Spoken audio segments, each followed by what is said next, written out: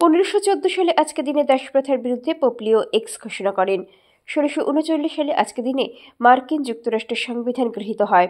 1761 সালে আজকে দিনে পানিপথের তৃতীয় যুদ্ধে আহমেদ শাহ দুররানির নেতৃত্বে আফগানরা মারাঠাদের পরাজিত করে। 1814 সালে আজকে দিনে ডেনমার্কের রাজা সুইডেনের রাজার হাতে নরওয়েকে ছেড়ে দেন। 1858 সালে আজকে দিনে নেপোলিয়নের ওপর ব্যর্থ হামলা চালানো হয়।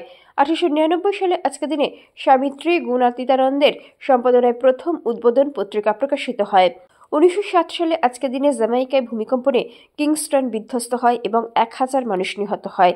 1929 সালে আজকে দিনে আফগানিস্তানের রাজা আমানউল্লাহ সিংহাসন ছেড়ে দেন। 1938 সালে আজকে দিনে মকর সংক্রান্তির দিনে বেলুড় মঠে রামকৃষ্ণ মিশনের দ্বার উদ্ঘাটন করা হয়।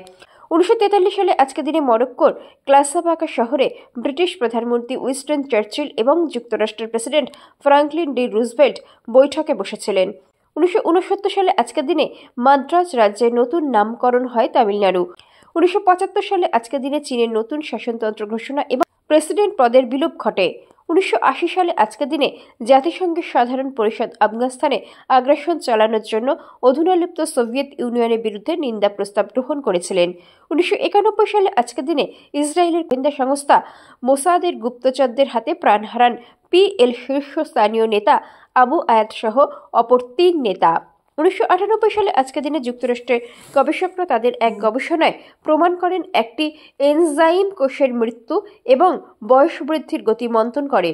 2000 সালে আজকের দিনে বসনিয়ার একটি গ্রামে 1993 সালে 100 জনের বেশি মুসলমান বাসিন্দাকে হত্যার অভিযোগে জাতিসংঘের একটি ট্রাইব্যুনাল 5 বসনীয় ক্রোটকে 25 বছর পর্যন্ত কারাদণ্ড প্রদান করেন। 2005 সালে আজকের দিনে শনি গ্রহের চাঁদ টাইটানে হুইজেন প্রোবের অবতরণ।